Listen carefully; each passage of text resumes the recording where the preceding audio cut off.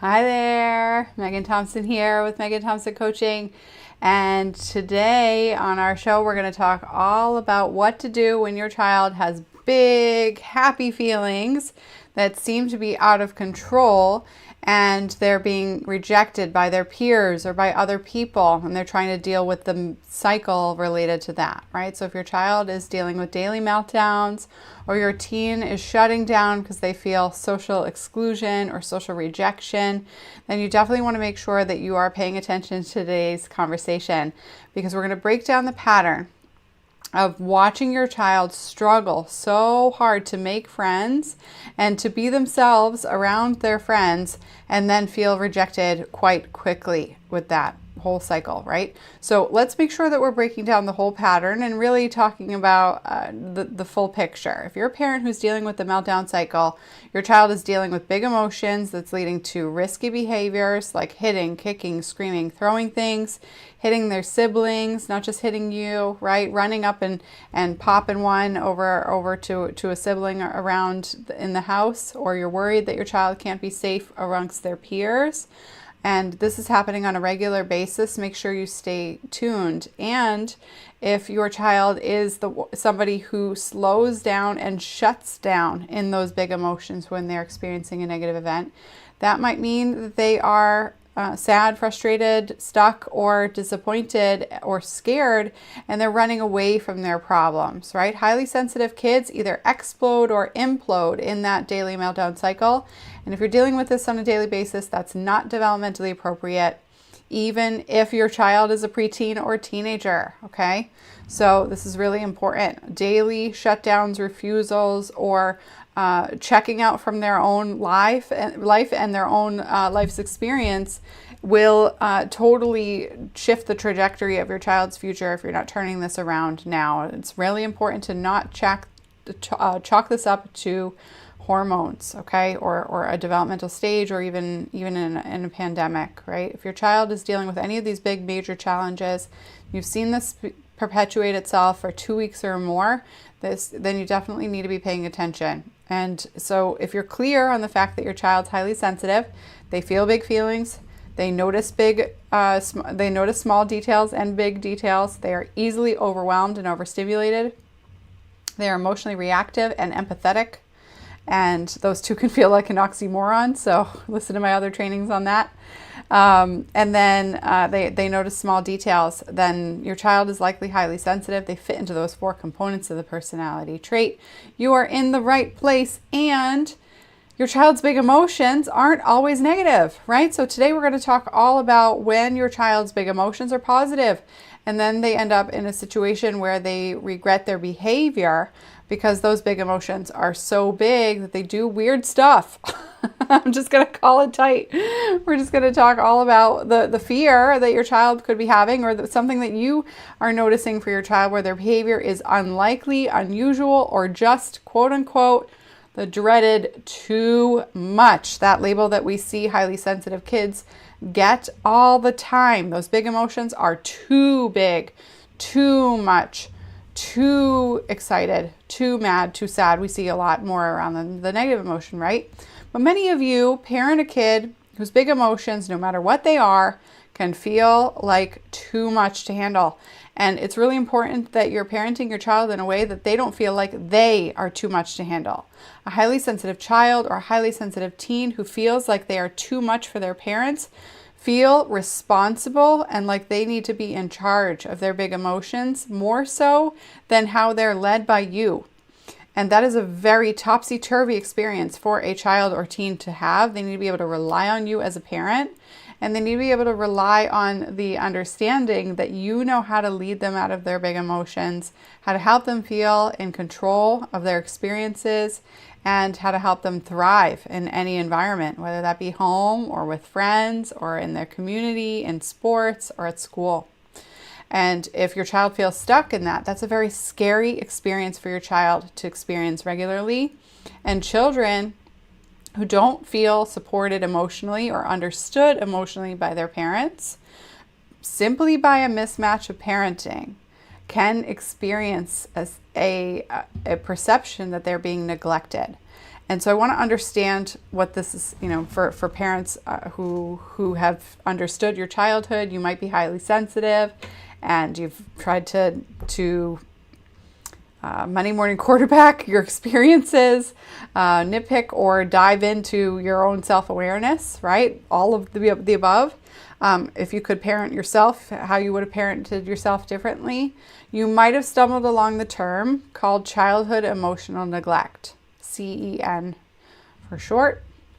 And this term discusses when a parent is mismatched in their style to lead their child, their parenting style to lead their child, and the child feels consistently misunderstood in how they communicate their needs, and their needs are misinterpreted. And so for your child who's highly sensitive and they feel big emotions, and we're talking about those positive emotions today: excitability, happiness, joy, curiosity, intrigue, right? If your child's feeling those big emotions and you are still seeing them in this bubble of being too much that might pop soon, right? Then you're walking on eggshells with the positive emotions too. And that sends the message to your kid that you don't know how to help them manage themselves and that they are scary no matter how they show up. And that for a child is scary. It's a scary experience to feel like your parents don't understand you and don't know how to show you how to grow up into an adult, because then who do you trust, right? If you can't emotionally feel safe in your own home, then that is an experience of emotional neglect. Whether you're trying to, as a parent, emotionally dismiss your kid, tell them they're terrible and that they'll never amount to anything, and you never talk to them. That's one way to emotionally neglect your kid, right? That's the more textbook way, or the more quote unquote extreme way, or lack of insight way, right? Or trauma history way, right? You might be doing the best you could, or your parents might have parented you like that, and that was better than how they were parented. Maybe they were physically abused, and they were just trying not to do that, right? But you're listening to me because you are trying not to rewrite history, or you're trying to parent your kid in a way that you know your kid needs to be parented, and you simply don't know how to do it in a way that actually works, that eliminates that meltdown cycle or that shutdown cycle for teens. And so that's what we're talking about here. And so it's important to call a spade a spade. It's important to make sure that we understand what we're preventing here, which is an assessment as an adult for your child that they were neglected as a kid, right? We want to prevent that experience for your kid. Absolutely. Of course you do. And mismatched kids who are mismatched in their parenting style, what they need and what they're getting as parent from their parents, end up perpetuating a heightened level of sensitivity. And as a result, that leads to more risky behaviors. Those risky behaviors are adrenaline-seeking risky behaviors. That's what we're talking about, where your worry is headed today, for those excitable kids, right? Doing things that are not safe. We'll get to that today. Or risky behaviors in the sense of aggression. We talk a lot about that on all of what I discuss, right? So kids who end up self-harming, who think life would be better off without them, who engage in risky behaviors like riding their bikes impulsively without helmets because they're leaving their house in a huff and they're pissed at their parents, pardon my French.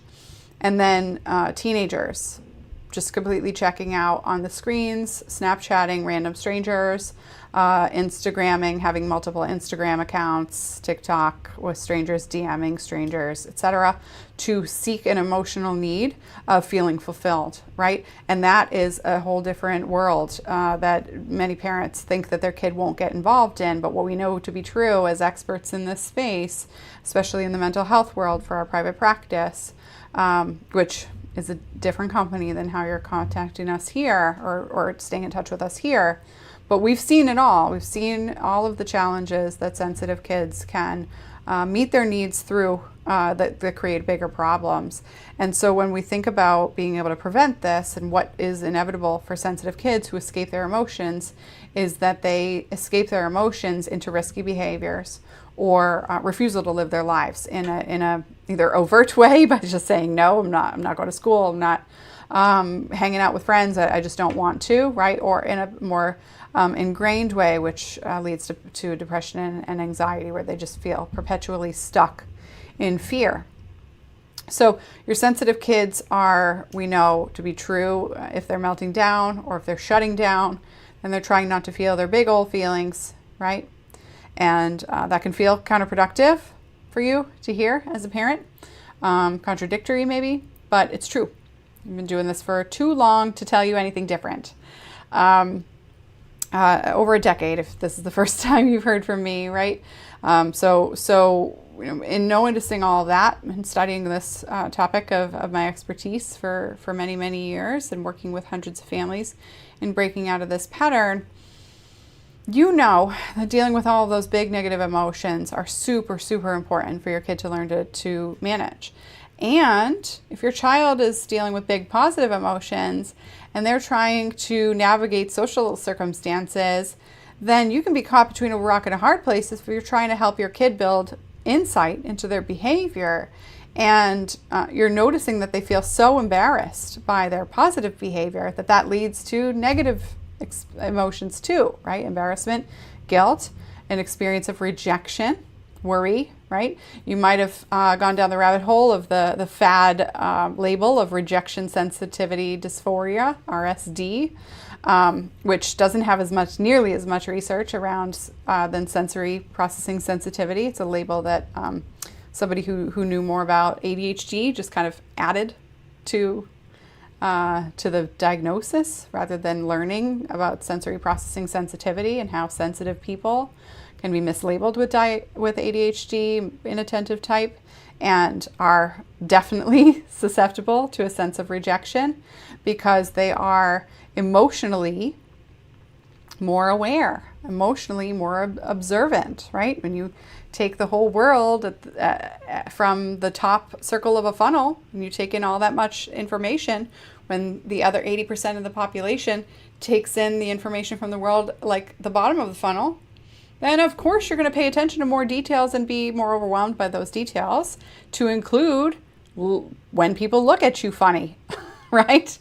And so what happens when your child is just feeling positive emotion, being a goofy little adorable child, and arms about, jumping like a jumping bean, and it's a socially inappropriate time or it's a socially unusual time, right? So it might be that your child is so excited to jump into soccer that they are just dancing in line ready to go get their ball, and all the other kids are lining up straight like robots, right?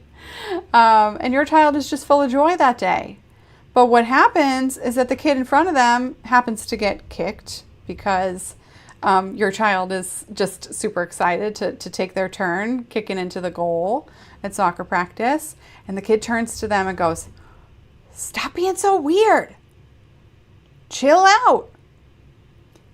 And then just like that, your child shuts down, freaks out, maybe runs away, right? Just loses it. And for you as a parent, your heart sinks. You want so badly to honor the fact that your child has a joy for life, right? I'm not going to say it in French because I'll butcher it. A joy for life, right?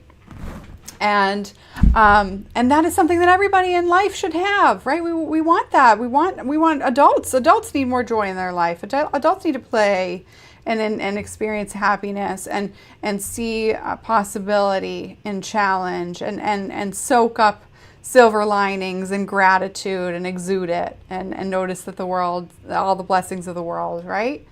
And so if we as adults need to notice that, and we notice a pretty big vacuum, especially in today's climate, where adults aren't showing up in gratitude and noticing how life can be amazing, then when we see our child full-bodied experiencing happiness, we want to join in on the fun, right? If we're noticing that as a strength. If we're not, we can go straight to embarrassment. And if we see that there's a socially inappropriate time for our child to be experiencing such high level of intense, full-bodied joy, then we can go into wanting to defend the understood experience for all the children, right? We're supposed to be just chill right now, waiting our turn, right? And so then we can try to teach and mold. And unfortunately, without an effective way to do that, we can lean pretty quickly into wanting to just kind of contain our kid, just wrap them up, strap them down emotionally, right? I'm not talking about, I mean, you might have the urge. I'm not, I've talked to enough parents and we've served enough people where you can have that urge to want to just not just bubble wrap your kid from emotions, but tie them up when they're that intense, right? And obviously, you're not going to do that. I'm not saying that that's something you would actually want to do, but hey, girl, I hear you. I see you. If that's something that you're thinking, right? Can I just get my kid to stop being the Tasmanian devil in this moment and slow down, right? Sure. Of course you've been there. And if that's the case, then we definitely want you to be able to manage that and lead your child into noticing how to read the room or the field, to go with my example, right? Because otherwise what happens? There's the risk that this is going to end up in, a diagnosis land. Your kid is labeled hyperactive. When your kiddo definitely can sit still and focus outside of screen time too, right? Your child has a beautiful mind and is totally capable of zoning into a passion, right? And so that doesn't fit. If that label doesn't fit, which some kids do have the diagnosis of ADHD and it does fit them. So I'm not saying that diagnosis doesn't exist, isn't relevant. But what I'm talking about is if your kid's highly sensitive and you don't think your kid fits that profile, but sometimes they show up all over the place and you need to help them feel regulated, it's important to understand that that's what that is. There's a positive dysregulation, positive emotion, but your kid still feels out of control. And when parents notice this, you can be quick to try to just kind of clamp down, right? Try to teach your kid that now is not the time by joining in, right? Joining in on the rest of the teammates or the other adults, telling your kid to chill out. Dude, breathe. Or, hey, now's not the time, right? And that could be an impulse for you. It could be an action that you take, definitely. And when you end up slowing down, you end up realizing that wasn't the right fit because it ended up making it worse. Telling your kid what you wanted them to do in that moment when they were shooting rockets out of their arms with excitement. You can't turn a rocket ship into a rock, right? Steady rock. I guess that metaphor worked. Right away. Your kid's not flipping this like a switch. And even if it feels like they are, there is definitely a lead up time to these big emotions. And systematically there is a way for you to notice that in order to slow them down. But noticing how you're trying to slow them down is really, really important, right? So what doesn't work is teaching your child to control their emotions by telling them to chill out. Your child needs to learn how to control their emotions, definitely. That is absolutely one of the things. But insight into how they're experiencing their emotions and doing that without shame, right? Hey, you need to turn it off. Not right. Not appropriate. Don't do that now, right? What are you doing? You're shushing your kid, but in terms of their behavior. And if your child is full of joy and then they get shushed, who feels good about that, right? Your kid doesn't feel good about that. So what do we do, right? We need to be able to teach your child to manage their emotions, to notice their emotions, and to decrease the intensity and read the room in order to do that, right? Is now the right time, right? Am I in a ball pit where I can go? Am I at Chuck E. Cheese where it's just understood that I'm going to be wild right now, right? Or am I at soccer practice in line and everybody is single file? They might be excited. I might be able to do a little jiggle, right? Or a little wiggle. But, arms and legs kicking sideways, front ways, and backwards isn't going to lend me into making any friends or staying on the team, right? Because if you're a sensitive kid, is just ready to leave because they were embarrassed by one kid's look or retort, then definitely that's going to be a moment where you have a lot bigger of a challenge to navigate. Because embarrassment, here's our second or another point here, embarrassment doesn't teach, right? So if you're shushing your kid, trying to control them through your words or through your rules, that's not going to work. Okay. The next piece is noticing that embarrassment doesn't teach. Embarrassment is actually demotivating. It's not motivating. It's demotivating. And so that's really important. That embarrassment is an emotion. We can't use emotions to drive behavior. We need to use insight to drive behavior and goal orientation to drive behavior. So if you're trying to teach your child to drive their behavior based on their emotions, guess what? You're perpetuating the meltdown cycle because meltdowns are driven by emotion. So you're trying to teach your child to regulate their emotions so that their behavior can be under control, but then in other avenues telling them that their emotions should dictate how they should behave. And that is extremely confusing for a child. Those principles are opposite, and children need structure, consistency, and routine to feel safe, and they can't think in abstract ways. Like sometimes you use your emotions to manage your behavior, and then other times you use your emotions and you discount them to see what other people should be feeling, and so then you feel that too, right? I mean that you're speaking sideways and backwards at the same time to your kids. Super confusing. And so when we look at it from that angle, right, then we can be much more motivated to stop that behavior for ourselves as parents. That information can be used to shift your dynamic. So I hope that I'm busting a myth here for you. The other thing that I think is really important to understand is that excitability and poor social skills only go hand in hand if your child is not able to own their weird. So let's talk about that. We need to be able to teach your child to manage their shame. I want to talk about preteens too. Make sure that I don't forget to do that today because, I use the soccer game example, right? But your preteen could be sitting in class and excited about, or let's make it more relatable. Your kid could be walking to class with their teenager, with their friend, right? So your preteen teen is walking to class with their friend, and they're excited about something. I don't know, coming up later today, a topic or a TikTok they watched or whatever. I mean, if you guys listen to this 3 years from now, I guess I'll be dating myself with the social media use of what platform we're talking about. But what I think is really important to understand is your preteen could be saying something like meep, moop, moop, bop, or making cat noises, or being super excited with other sound effects, and that is a highly sensitive thing to do. We joke here over at MTC that our whole team speaks fluent cat. That's a thing.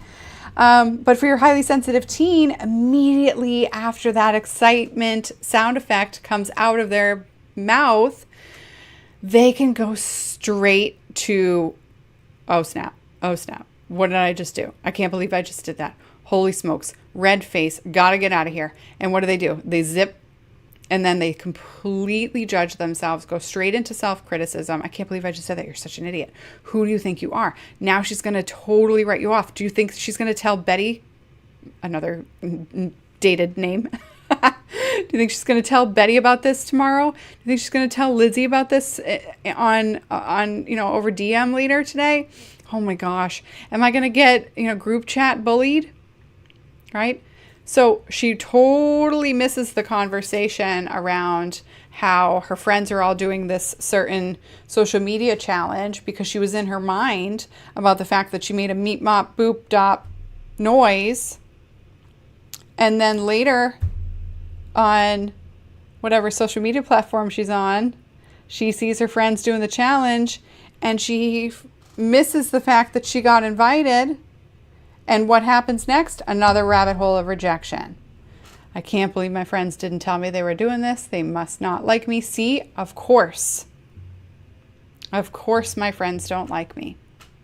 I can't be myself. What happens? Social isolation, zoning out in more TikToks, learning new TikTok, challenges or whatever is the flavor of today when you hear me send this message. Who knows? I mean, seriously, you can hear this 2 weeks from now when I make this show recording, and the social media platform could be dead.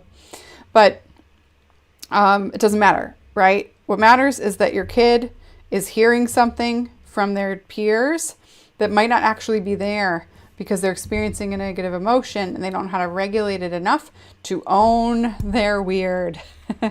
And so let's think about this, right? Because for you as a parent, you could be totally focused on supporting your child in owning who they are. But if your preteen or teenager doesn't know that they experience emotions differently and they think about the world differently, they're not going to take anything you have to say as relevant. And instead, they'll be doing the hard work later as adults. Can't believe I second guessed every single thing until my 30s when I finally started to believe who I was. Because nobody understood them from ages 1 through 18. In their perception, right? And it's not for lack of trying. I'm not here to judge you and say that you're a terrible parent and that, you never understood what your kid was doing and you never tried to understand, right? But what I'm saying is right now, here in this moment, your preteen, your teen doesn't feel understood by their parent, and being highly sensitive means that they need to learn more through you and their relationship with you than their peers. But you've got the odds that children age 11, 5th grade, and up are much more susceptible to peer influence than adults. They add weight to peer influence much more than adults, right? So when we have that data point, and then we cross compare it to how sensitive people need to learn and sensitive children and teens need to learn, there's a pretty big wall up against another wall if you're trying to lead your child through motivating them with embarrassment. They're already motivated to hide from embarrassment. It's not going to get them to motivate to change their behavior towards a more positive or appropriate social scale. And so if you're trying this for children that are younger, notice how this is going to play out in the future and work to turn that around. Your child needs to be able to feel and notice and then think before they act. They can't just think about how it's going to turn out if they do it. And so we hear this, oh my gosh, time and time again from parents who take their kids to the professionals who teach their kids to think about it before they act. Listen, guys, your kid's brain, their frontal lobe, the front part of the brain, okay, isn't fully developed until they're 25. That's the average. 25, frontal lobe, front part of the brain in the forehead, part of the brain in the forehead is cause and effect.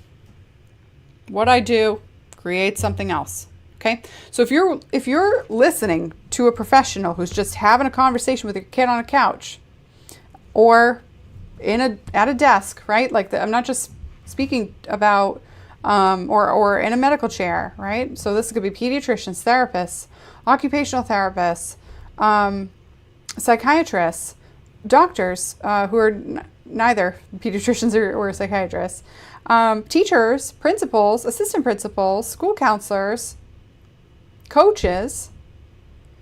If any of those professionals who might have years of experience working with kids, right, are trying to teach your sensitive child, your highly sensitive child or preteen, to think before they act, they are completely missing the mark and they are not leading you down a path that's going to be effective. Because not only do they not understand brain development, and that's why they are talking 6 ways to Sunday to those other kids, right? But for your child's brain's already moving a mile a minute. They are thinking before they act. They are just so overwhelmed by those thoughts that they don't know what to do about them. There's too much information to funnel and categorize and act on. So you can't lead your kid from the problem that they have. can't teach your kid to solve the problem from the problem that they have. That's not the solution. That's the problem. No wonder your kid is huffing and puffing leaving you, right? When you're trying to talk to them about it. You don't get it, Mom, Dad, Grandma, whoever is in charge of leading your child out of this big, deep, dark, emotional state that happens after they experience a big, happy, joyful state. Okay? So, kind of got a little passionate about that, but it's so, so important. It's such a hot topic for me and a hot button for me to pay attention to, because we need to understand child development. We need to understand how the brain develops, and we need to understand how highly sensitive brain, body, heart develops. Brain, body, in terms of how they manage their bodies, how they experience their emotions, how they are in control of their safety through their bodies, their actions, and their heart, how they feel, how they see themselves, how they feel connected to other people, right? All of those things need to be taken into account. And you need to be able to notice who is teaching your kid and who has helped your kid. And if what you're seeing isn't moving the needle, you want to wonder, have they helped kids like your kid break out of this pattern? Have they helped hundreds of kids like your kid break out of this pattern, like our team, right? Or are they just trying to fit your kid into a box that the other 80% of the kids nod, say yes, and try better next time? And your kid, who's 15 to 20% of the population, nods, says yes, tries to try better next time, doesn't, and then feels like an even worse piece of crap after that. Because they can't measure up. Because it's an approach that isn't effective. Or they didn't even try in the first place because they've been judging whether or not they'll get it right the first time, and they're paralyzed to start.